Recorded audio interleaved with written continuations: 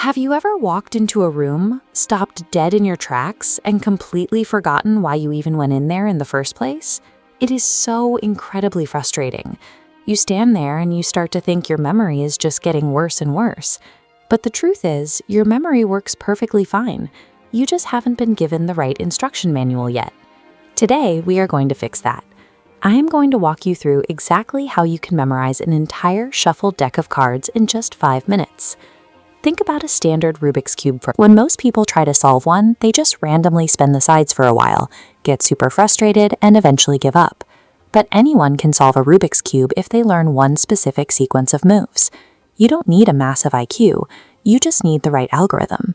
Your memory works the exact same way. It is a highly reliable mechanical process. Once you learn the right method, you can practice it and have it down in no time. Here is the secret algorithm for your memory. It is an ancient technique called the memory palace. You see, human beings did not evolve to remember abstract numbers or random symbols on a piece of paper. But what our brains are absolutely incredible at remembering is physical locations. Methodically, I want you to think of a place that you know intimately. Maybe it is the house you grew up in, or the apartment you live in right now. Close your eyes and picture your front door.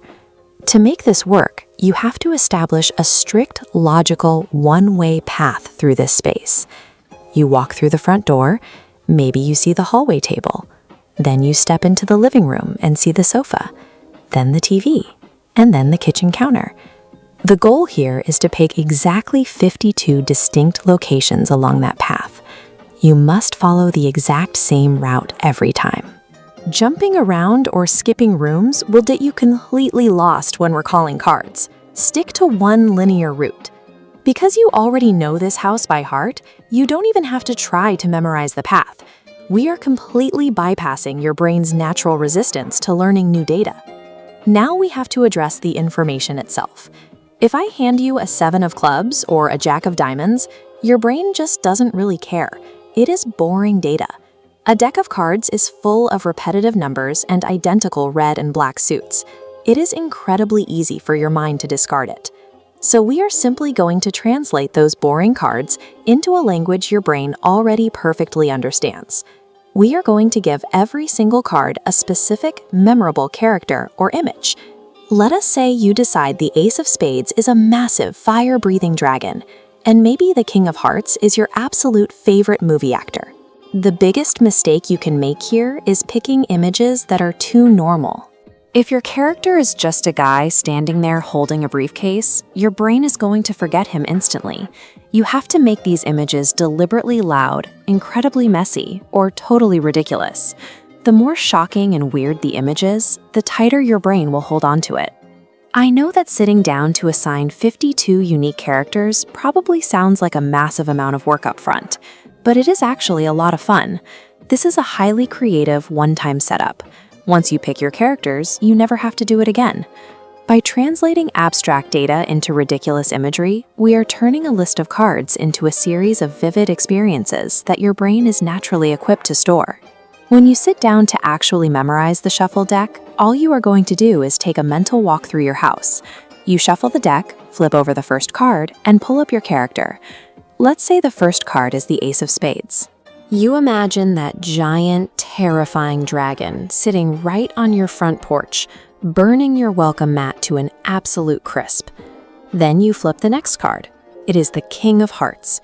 You step inside to your hallway table, and you imagine your favorite actor sitting right on top of it, eating a giant bowl of spaghetti and making a massive mess.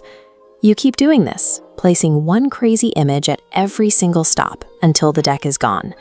When it is time to recall the cards, you don't have to strain your brain. All you do is simply walk back to your front porch in your mind.